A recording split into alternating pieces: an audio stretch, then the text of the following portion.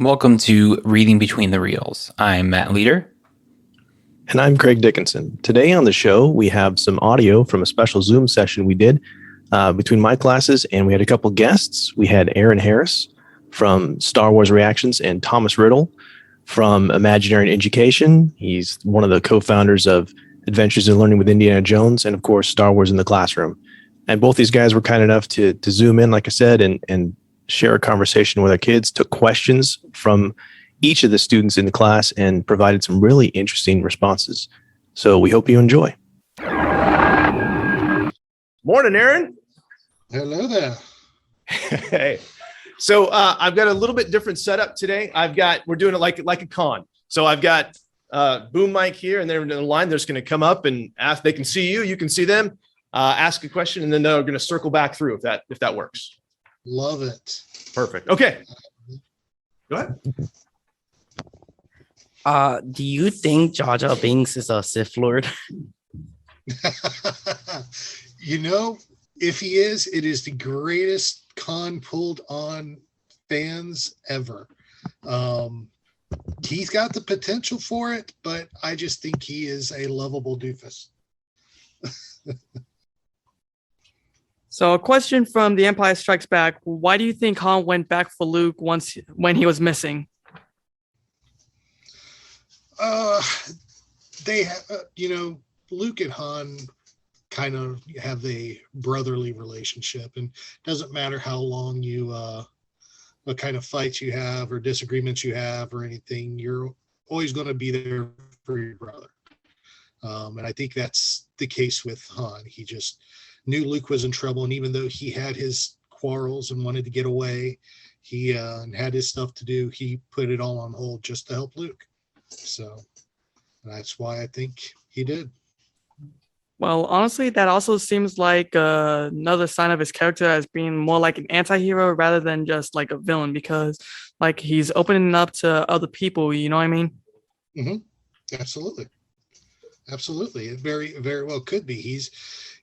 Han is more of a reluctant hero. He's somebody who was just doing his everyday job, who just kind of got pulled into the rebellion, not because he was seeking it out, just because of the actions and the path he ended up on. He's very much, he's not the person you would, if you lined up a whole bunch of people and said, which one of these is going to be the hero for your movie, he'd probably be one of the last ones you'd go to. But he definitely turned out, his character and his traits really ended up being what they needed. So he reluctantly became a part of something bigger than himself, which really goes back to the movie Solo, where Kira looks at him and tells him that he's, more than what he is currently. He's more than just the smuggler he longs to be. True. Perfect. All right. Thanks, Ken. All right. So, what do you think about the first meeting with Anakin and Padme? The first meeting of Anakin and Padme. It was, I assume you're referring to the one in the shop on Tatooine in Yes. Watto's shop.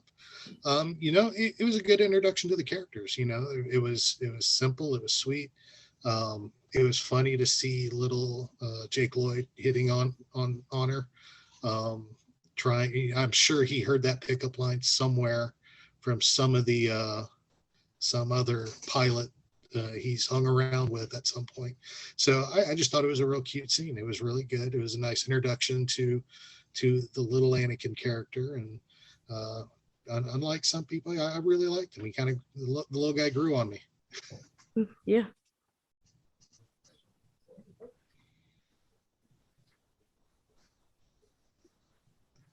Why do you think the film set is a long time ago? A long time ago in a galaxy far, far away. That's a good question. That's honestly not one I've ever thought about. A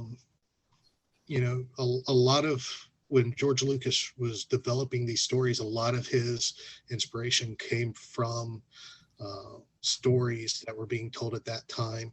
And a lot of fairy tales, start off we'll start off once upon a time, and so forth. And he just took it in a different twist of a direction at that point. I don't think it was meant to be anything crazy behind it. I don't know of anything specific as to why he said it a long time ago, but it's not something I've ever even thought about really too. That's something I'm going to have to put my brain to work on and evaluate. Good question. I like that. Thank you.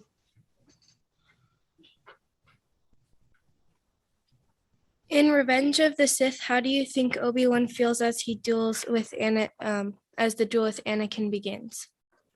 Ooh, good question. You know, Kenobi is one of my favorite characters, and I've really had a journey with that character as seeing him grow, not just in the movies, but through the animated series as well, through Clone Wars. And honestly, he did not want to fight Anakin. He doesn't want to.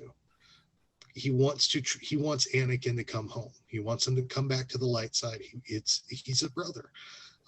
They're family. They're really the only family each other has known outside of when it comes to their everyday life. They were together all the time. They worked together. They fought together. They bled together. So I think there is a very emotional, a lot of emotional turmoil, let's say, in Obi-Wan at that time. Not so much Anakin, because he's just filled with hate and he's desperate to save Padme, and now he thinks Padme's turned on him. But Anakin or Obi-Wan has this definite emotional turmoil where he's going to do what he has to do to defend the Republic, but at the same point, it's his brother. He doesn't want to. That's why he asked Yoda there earlier to go fight the Sith, to go fight Palpatine instead of Anakin, because he can't do it. He's his brother. He just can't. So I think there's a lot of twists in the emotional state of Obi-Wan, which ends up really breaking him after the duel's over.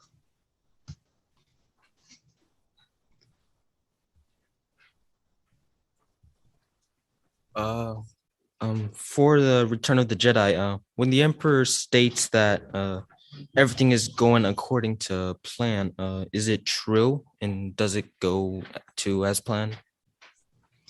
Well, I think what is the saying that Obi-Wan always said in the original trilogy? What you say is true from a certain point of view. So I think from Palpatine's point of view, from the Emperor's point of view, yes, things were going as he planned, as he had foreseen. But what he doesn't take into account is the wild card of Luke turning Vader, which kind of throws his plans in turmoil at that point. Right. Yeah.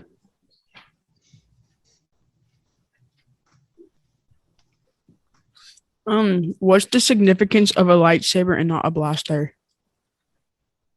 It's a more elegant weapon. Obi-Wan tells you that at the beginning of A New Hope. Even in Revenge of the Sith, after he shoots Grievous, he's like, so uncivilized, as he goes walking away and tosses it to the side. So I think it's just a matter of skill versus and elegance. It's be like carrying back when during the days of the French Revolution and stuff, everybody carried their swords, but they also had a flintlock pistol.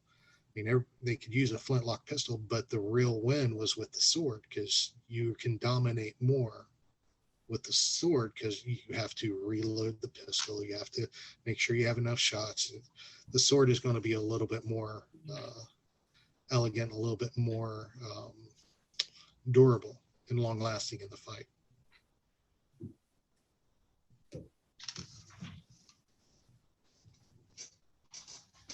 In A New Hope, Han Solo claims that he's in it for the money. Do his actions in the movie show that he was actually in it for the money? Up until the very end of the movie, Yes, I would say they do. Because why else would he infiltrate an Imperial base? Why else would he try to outrun Imperial star cruisers? Yeah, I would say he was in it for the money up until the very end, when he's got the money and it's time for him to go and the battle's going on and he realizes, I can't just leave these people behind. So then it becomes more than the money. Thank you.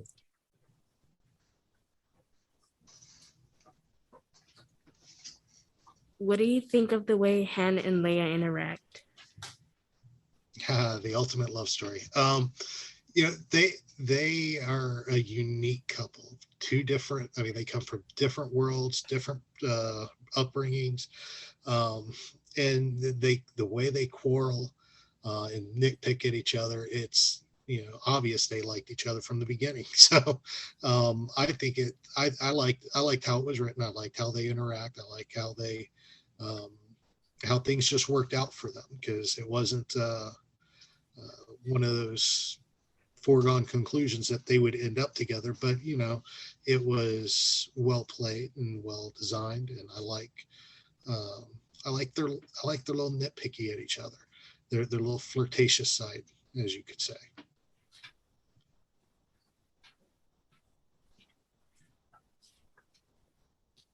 In The Return of the Jedi, why are the Imperial officers more afraid of the Emperor than Darth Vader? Well, you gotta realize most of them probably have never even met the Emperor. So you're always going to be a little more nervous about the unknown versus what you know. So they've dealt with Vader. They have encountered Vader. They've been with Vader on the Death Star, on the Star Destroyer. Palpatine doesn't really leave the palace that much, so very few people interacted with him or had any kind of dealings with him. So yeah, they would be a lot more nervous around the boss coming in. Just like, for example, you would be you get to look at it in a school situation too. You deal with your teacher every day, so you're cool around your teacher. But then if the principal or the school superintendent came in, you really don't know them, so you're going to be a little bit more cautious or on guard. So it's just kind of that situation: authority, unknown authority with unknown expectation.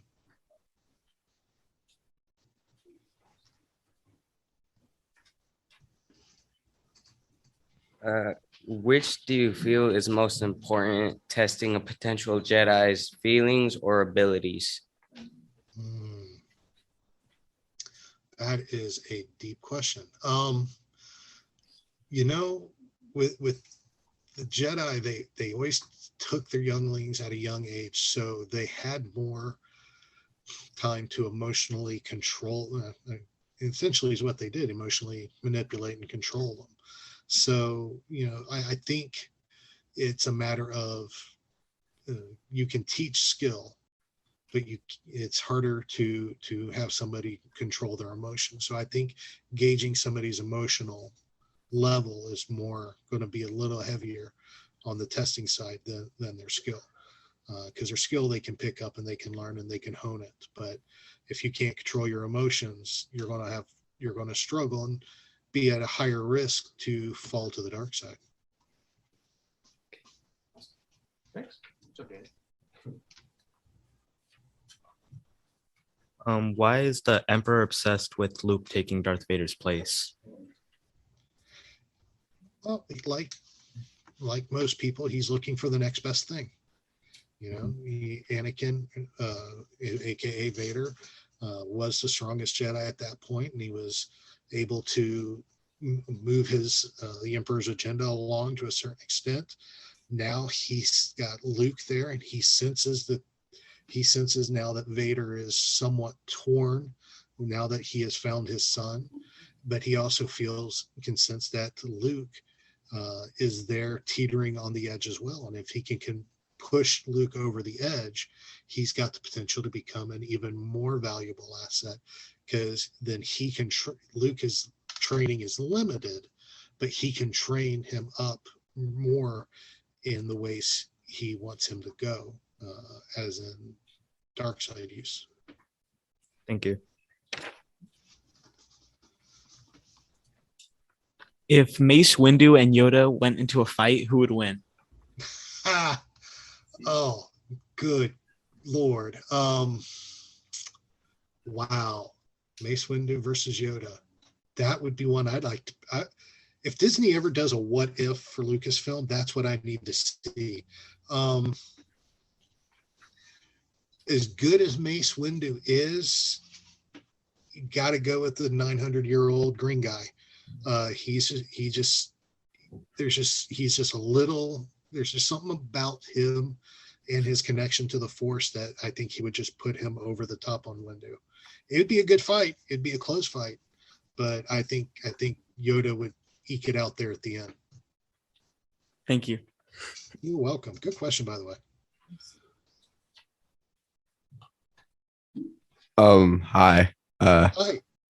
Have you ever seen the Phineas and Ferb Star Wars episodes? And do they contribute to the overall story of Star Wars? I love the Phineas and Ferb Star Wars stuff. I watch it at least twice a year. It's just fun to watch. It's hysterical. Matter of fact, my phone has the soundtrack on there, and I listen to Tatooine every day. Really? Yeah, my kids love it, so we listen to it all the time. It just adds a nice comedic element to the saga. I mean, Right. Obviously it's not canon. It runs alongside the canon story, and kind of tries to mimic the canon story, but it's just fun. It's a nice introduction to Star Wars if you don't know anything about it, but you know Phineas and Ferb. It's a great way to dip your toes in and have a good laugh while you're at it. So yeah. I still want to see him with Vader socks. So Okay, thank you. you're welcome. When Yoda and Obi-Wan were talking to each other about Anakin being a Padawan, did Yoda accept Obi-Wan's request because of what Anakin or Darth Vader's decision 30 years later with Darth Sidious? So make sure I understand the question correctly. Do I think Yoda kind of regrets that decision, or is that the question? Or? The question is, did Yoda accept Obi-Wan's request to train Anakin as a Padawan because of his future insight about what Anakin would do 30 years later? Gotcha. Now, that whole final scene at the end of episode 1 where Yoda gives Obi-Wan permission to train him is, it's pretty straightforward. The council doesn't want Anakin trained, and Yoda's on the council, so he agrees with the council.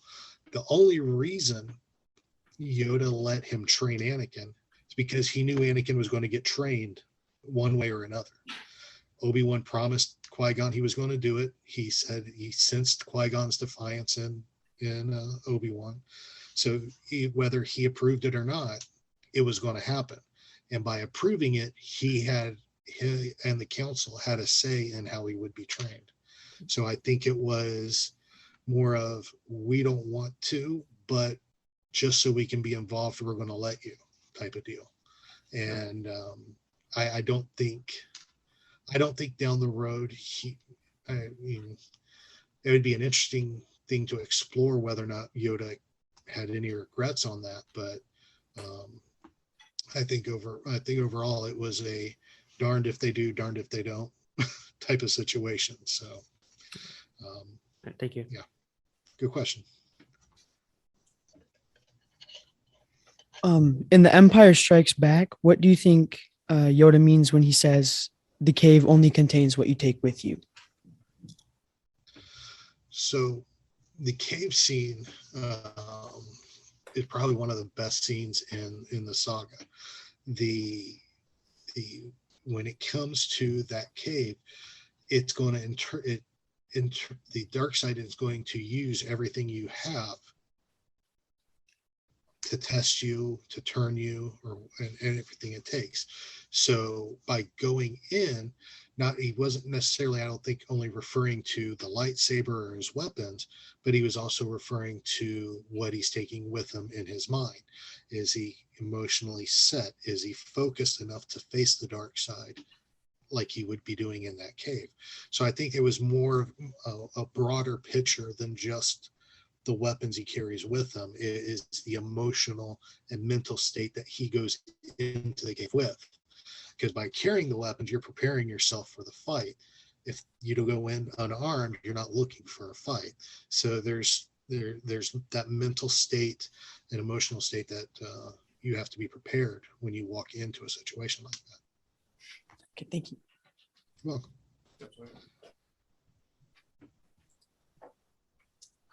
If Darth Maul and Darth Vader fought, who do you think would win? Maul or Vader? I would say Vader, hands down, Vader. I like Maul. He's cool. He's got a lot of action, a lot of moves. But Vader, aka Anakin, there was something about him that his skill and his abilities exceeded everybody else. So I think he would be the one to take Maul down.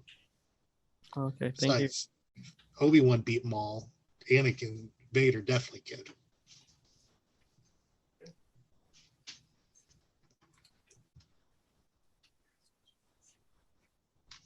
Can you sympathize with Anakin? Can I sympathize with Anakin? Absolutely.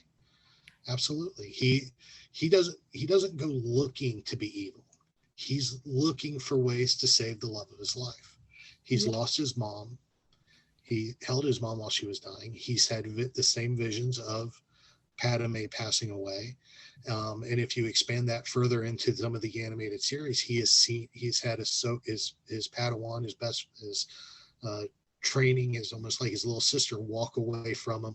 So there's a lot of emotional damage in his life that's going to keep him clinging to what he has. So yeah, absolutely, I could sympathize with Anakin wholeheartedly. Yeah, thanks. You're welcome. That's nice. Great question. In Revenge of the Sith, why do you think Anakin lost to Obi-Wan? Why did Anakin lose to Obi-Wan? He was overconfident. He was way overconfident. Anakin, he thought he could be, he was unbeatable. He thought he was better than everybody else. And he was in a lot of ways. He was a lot stronger, a lot more skilled. Even Anakin, Obi-Wan tells him earlier in the movie, you're become a better Jedi than I have ever been. But at the same point, overconfidence can be a weakness. And that's what happened to Anakin. In this case, he was overconfident in his abilities.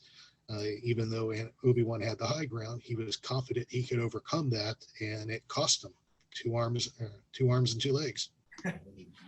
Thank you. You're welcome.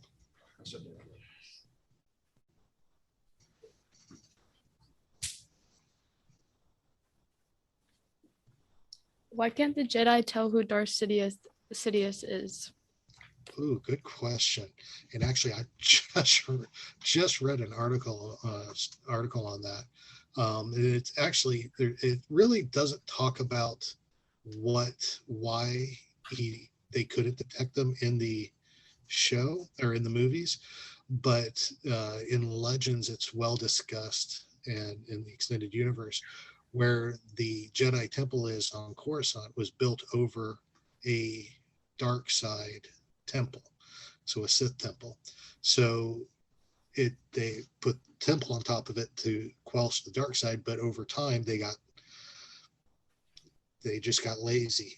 they just came used to their ways, and it just slowly eked back and overpowered them, and he was able to slip in and become more than and hide in that darkness around them. Pretty much pretty much hid him away. Pretty much the way Yoda hid from everybody when he went in hiding on Dagobah. He had the dark side cave that was so strong that kind of hid his presence from the rest of the Sith. So I think that's why they never could find him, because he was right under their nose, but they couldn't detect the dark side because they were already surrounded by the dark side.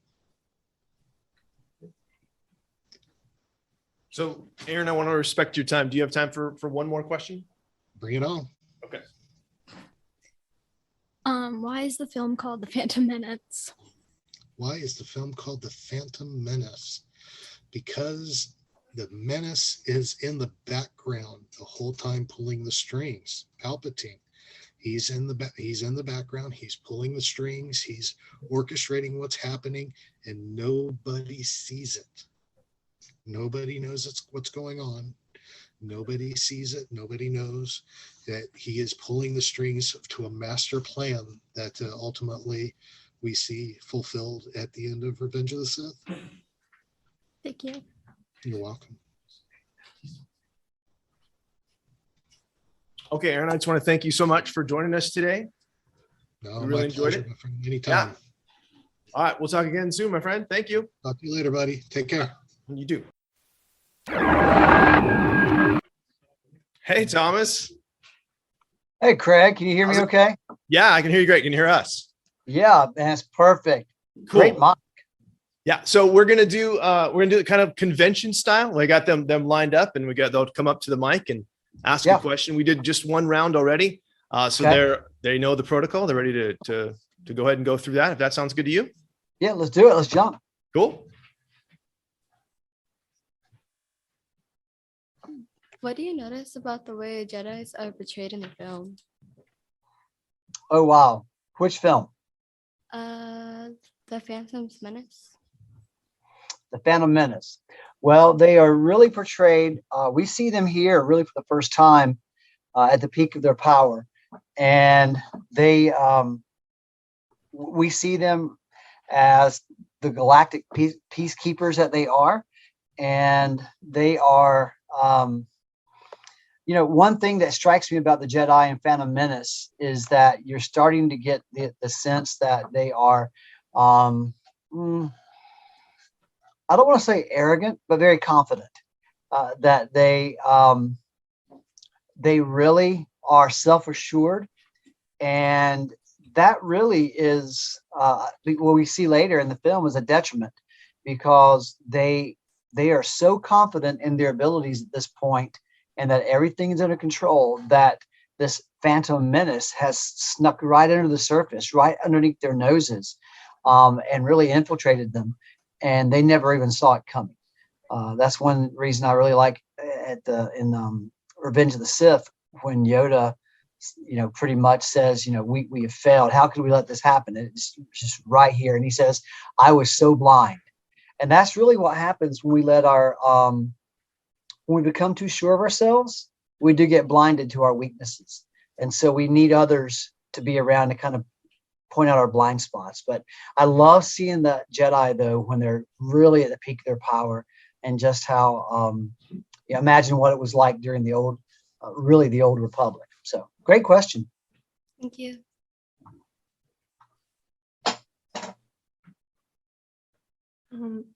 In Attack of Clones, why do you think it was a bad idea to give Anakin the assignment to protect Padme?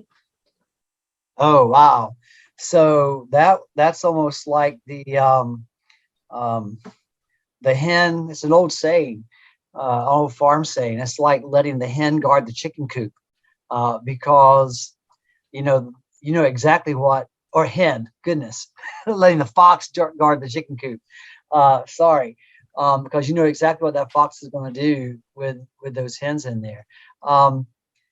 And of course, if you recall, whose idea was it to have Padme guarded by Anakin? It was the Chancellor's. And he knew exactly what he was doing. He was trying to put those two together. He already sensed that there was this attraction that Anakin had to Padme. And that's exactly what he wanted to have happen. This was his long-term plan, I believe. And so it wasn't really a great idea, because it just really gave those two time to be by themselves and kind of fall in love. And the Jedi aren't supposed to have any I don't say relationships. Of course, they have relationships, but any kind of attraction to being tied to someone. And so it was all Palpatine's plan, and we saw that. So it was not a very good idea, because you got two young people that kind of attracted to each other, and send them out somewhere together. You know what's going to happen. So that's a great question. But Palpatine completely staged that one. Thank you. Thank you. What do you think would happen if Luke turned to the dark side? Oh, wow. You know what I'd like to do? I'd like to turn that question back to you and ask you, what do you think would happen? But what do you have an opinion? No. Oh, come on. So I think what would have happened is it would have been a very short film series. And it would have we would have lost all that struggle, perhaps. But if Luke had turned the dark side, I guess part of that is also at what point he would have done so. But I think it would have been devastating for himself, of course, first of all, because he would have turned his back on everything that he believed in. And that's really when we see the greatest tragedies in stories, is when a hero or a character turns their back on things that they really hold dear to be true. So I think we see that's what happened to Anakin, and it took this love of his son and the belief of his son in Anakin to bring him back. But I think, man, that would have been bad. If Luke would have, or Vader would have been able to turn Luke, then you would have had a doubly evil force on the unleashed on the galaxy. But it's interesting though, because there can only be one Sith ruler. So if Luke would have gone to the dark side, then that meant that he and his father would have been struggling for ultimate power together. So even then, his father was using him, just using his power, because the rule of one. And Luke would have eventually tried to kill his father. There is a really cool story in a comic series called Dark Empire that Dark Horse put out back in the 90s, that actually had Luke turning to the dark side so that he could learn the power of the dark side to use against the Emperor. And in that storyline, Palpatine had actually been reborn as a clone, and we saw some of that in The Rise of Skywalker, but not to the effect that it was in the Dark Empire comic series. And Luke, in that, it was very interesting. He pledged himself to the Emperor and learned the ways of the dark side to make the Emperor feel like he was going to join him. But his ultimate plan was to use those powers against the Emperor himself. So we have seen that before in a non-canon story. But yeah, I think it would have been bad news for the galaxy had that happened. Yeah, thank you.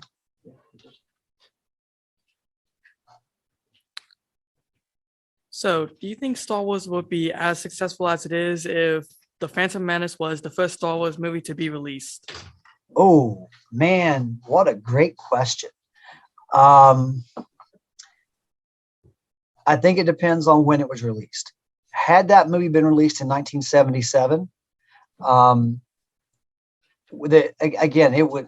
with those special effects and the creatures and all of that, I think it still would have been a very popular movie worldwide, because part of the appeal, besides the story of A New Hope, Episode 4, is all the whiz bang of the special effects and the creature cantina and things we'd never seen before on screen. That was part of the appeal, besides just the greatest appeal being the story. But as far as the story itself goes, I don't know if that story could have stood on its own legs as a movie without us knowing some of what was going to be coming ahead. There are times when that movie really drags, when it's kind of slow, and it's kind of, sometimes some people have accused it of being boring in parts. It's too much talk about politics and economics, and that was important to the storyline. But I think that our attention had already been grabbed in the greater story by episodes 4, 5, and 6, and so we would be okay as participants in listening to the story. People were okay, I think, for most part, in seeing a slower part of that grand tale. So I think it would have been successful, but not to the level of episode 4 of A New Hope. So Plus, it kind of ruins the reveal of Darth Vader being Luke's father, because if Yeah. the first 3 were released, then we would already know Anakin is Darth Vader and he is Luke's father, so it would completely ruin it. You know what? I completely agree with you on that. And that was a great gotcha moment in the history of film, where people were shocked. I was 11 years old in 1980, and I saw Star Wars, the first one, in theaters in 1977 when I was 8.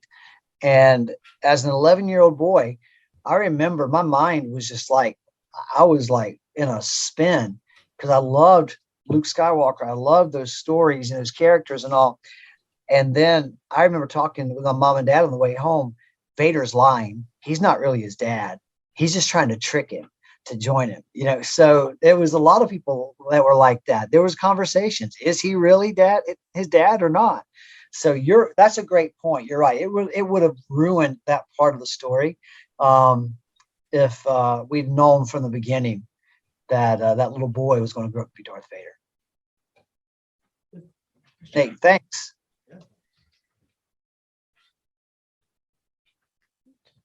What's your opinion on how Jar Jar Binks is portrayed in Attack of the Clone Wars? Attack of the Clones? Yeah, sorry. Oh, I got to try to remember Jar Jar and Attack of the Clones. I think Jar Jar as a character all the way around, I think he played the role that he was meant to play. Lucas put him in for kind of that slapstick humor and kind of comic relief to a story in Phantom Menace that was really, like we were just talking about, kind of dry in places. And so you had this humor. Lucas himself even said that Jar Jar was really for the kids. I've had this conversation with my sons, are now, I have 3, and they're 28, 24, and 23. And they grew up watching Star Wars movies and stuff with me. And one of them in particular, my middle son, Nick, who's 24, is a really, really big fan of just all films and storytelling in general. And, Jar Jar was, he understood, because we talked about this later. He was little when Phantom Menace came out. And so he saw Jar Jar as Jar Jar was designed to be. He was a little kid seeing this goofy character, right? And he thought he was funny. And he kind of pulled for Jar Jar, especially in that battle scene in Phantom Menace, when he's just, he's accidentally doing everything right. He's blowing tanks up and all this, and it's kind of funny. That's what Lucas put him in there for. And then we see Jar Jar mature in Attack of the Clones, and then into Revenge of the Sith, mature as a character, and where he's kind of taking on some responsibility with Padme, and even being her stand-in in the Senate. So a lot of people had problems with Jar Jar. I never had a real problem with Jar Jar. I think he played the role he was supposed to, as the innocent fool, kind of in storytelling. And I think it makes it that much more tragic when we see Palpatine really, again, put Jar Jar into place for that critical vote in Revenge of the Sith, to have his vote cast in the Senate to arm, or create this clone army, which is not something that Padme wanted to do. And again, it was Palpatine pulling the strings behind the scenes, but Jar Jar's thinking that he's doing what is the right thing. So I liked him as a character. I think that he was portrayed just like Lucas wanted him to be portrayed. And I think we had a lot of adult fanboys and girls who were trying to project, their own opinions as adults onto a character that was really designed for kids. So it's a good question, though. Great question. Thank you.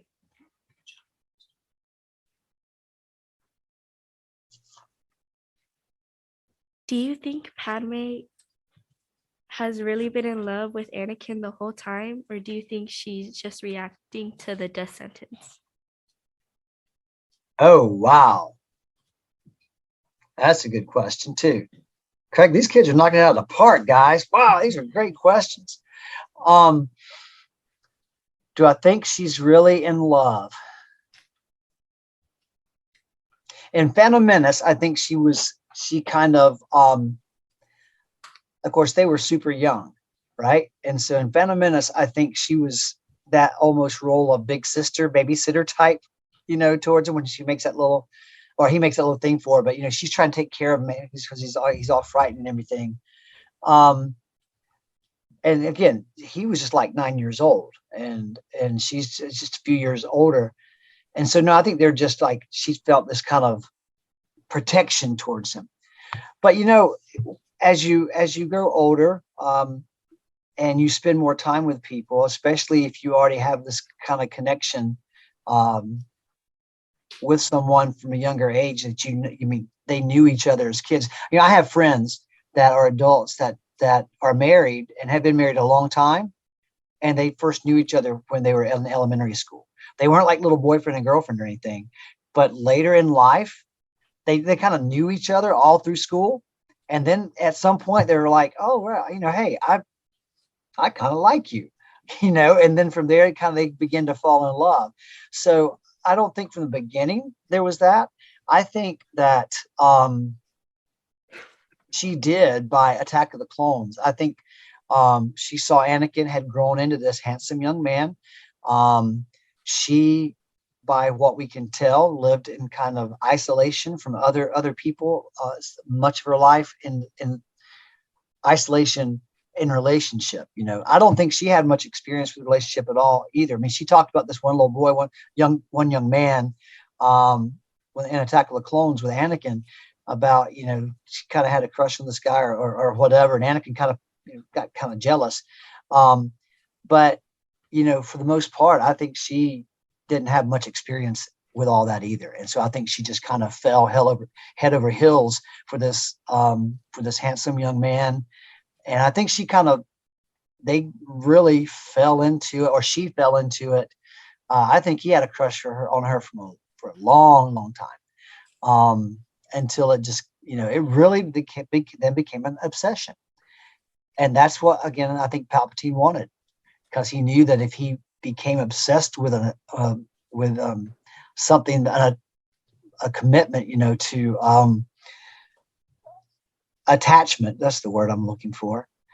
I think that if Palpatine could get him to become attached to Padme, then he could take that away or even threaten that loss, and then it's going to send Anakin into a spiral, which exactly it did. So yeah, good question.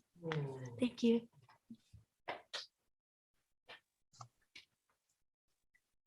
Why do you think the Jedi forbid attachment? Just go back and see the answer I just gave.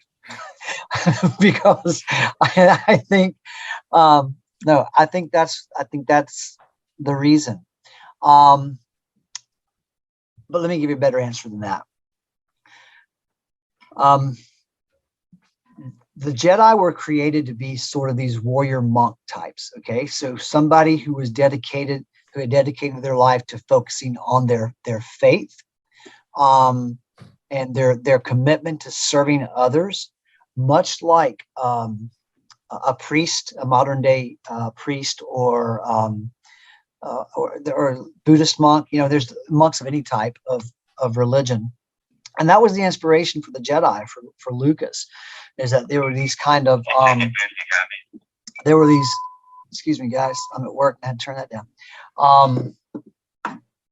They had to be dedicated, they had to dedicate their life to the singular mission of serving other people and studying their faith to become more adept at it, become more powerful.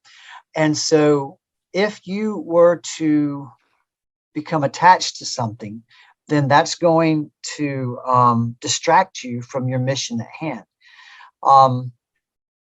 This really goes back to Buddhist teachings, in which attachment is looked down upon. Okay, because if you are attached to something too much, then you can develop a fear of losing that. And fear, fear leads to anger. Anger leads to hate. Hate leads to suffering. Right? That's what Yoda said. And so this teaching of where you can't be attached to something, I believe was well intentioned, because it's almost like preventing you from being set up for being hurt. But if you can't experience hurt and loss and struggle, then you can't serve other people as well who are struggling with those same things. So I think there's if I don't have experience in overcoming attachment that way, or being able to live with that, and being okay at taking that risk that can still be committed to serving other people, to my faith, but yet also have love for something or someone, a deep love of something or someone. I think that is more powerful when you can balance the two. So I think it was well intentioned, but they didn't. I think they were trying to, one, keep focus on what you're doing, your mission at hand, which is serving other people in the Force. And then the other part of that is just, if you become too attached to something, then you're going to be tempted by the dark side when you suffer pain and fear. And that's where Yoda says fear leads to suffering. So that's a great question too. I love every one of these. You guys ought to write a book.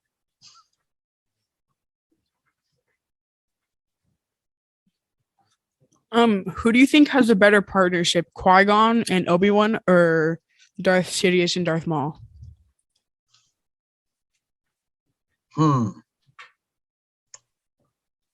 Sidious and Maul?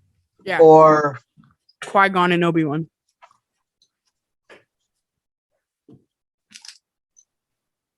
Well, I think obviously, I shouldn't say that because it's my opinion. I think Qui-Gon and Obi-Wan. I don't think the Sith have great partnerships. And the reason being is because there's always a power struggle. Because within that Sith teaching, there's going to be always a threat that the master, is going to try to overthrow the apprentice. And with Qui-Gon and Obi-Wan, the apprentice is going to try to overthrow the master. But with Qui-Gon and Obi-Wan, the apprentice is trying to learn as much as he can from the master and honor the master. And if he becomes more powerful than the master, well, that's actually something the master would want, to be a better Jedi than he is. I'm a dad of, like I said, of 3 boys. And I've told my boys throughout their life, I want you to be a better man than I am. I want to be a great man for you, that you can learn something from. But I want you to be a better husband, better father, better man than I am, because that's my goal. I want that much for you. The Sith don't have that. There's jealousy, there's anger, there's rage, really a lot of jealousy. And so there's not this whole thing of like, yeah, I want you to be better than me because then you'll kill me. No, I want to be the most powerful of all. That's a very selfish approach. That's selfish. And so I think that we don't see a selfish bone in Qui-Gon's body revealed. He is always wanting to serve. And so, I think those two, Obi-Wan and Qui-Gon, had a much better relationship than Maul and Sidious. Maul and Sidious, their relationship was built on control and not trust. And control is never going to build a strong relationship. Trust will. Thank you. Good question. Do droids play an important role in the Star Wars universe? Oh man, I thought you were going to say, "Do droids dream?" or something like that. Different franchise. Yeah. Yeah, I know, right? It is different franchise. Yes. So they play an incredible role in the Star Wars universe, and I like the fact you asked that question because you really get back to the heart of something that Lucas was thinking about when he wrote the original Star Wars script. Because at that time, Lucas was really kind of telling a story about the dangers of technology. That technology can be used for great good, but it's also very dangerous. And in particular, when he's writing the story in the early 70s, we're coming out of the Vietnam War. We're still in the Vietnam War. We have the atomic bomb. We have the hydrogen bomb. And so we have the ability, using technology, to absolutely wipe out the earth. And that's something that's very powerful and very dangerous. But at the same time, Lucas saw that technology could be used for good. And so the droids are symbols of that struggle. The Death Star is that symbol of technology used to destroy. The droids are really used as a symbol of technology that can help, that can be beneficial. And so the great thing about what Lucas is saying, and he's been asked about this before about technology, his thoughts on technology, is that, technology is by itself is harmless. It's how we choose to use it. And so I think that the droids play a very vital role. I do like the way that Lucas used the R2 and 3PO in the story, because they were seen to be kind of like lower class citizens, second class citizens. And they end up playing a huge role throughout the story. And so that is intentional also, and that the little guy, the seemingly insignificant person, has a very important part to play in the grand scheme of things. So great question. Yeah. So Thomas, I want to respect your time, and we're almost at the end of the period. So I just want to say thank you so much for joining us today. It was a great time, and I love hearing your insights every time we do this. Yeah, well, I appreciate it. It's always an honor to participate. I'm glad I could make it work. And I really appreciate it, guys. Thanks so much for your questions. And that made my day. So yeah. Craig, we need to chat soon. Yes, definitely. Hey, have a great day. See you too. So as we close, we just want to say thank you so much for listening. If you would like to connect with us, you can find us on Twitter and Facebook, email us at readingbetweenreels@gmail.com, or use the SpeakPipe app on our website. And if you enjoyed the show, please leave a review on your favorite podcast catcher. We'd love to hear your feedback. It really helps us get the word out about the podcast. And if you haven't yet, please join our Facebook group. It's a safe place to share your thoughts and discuss all things related to movies.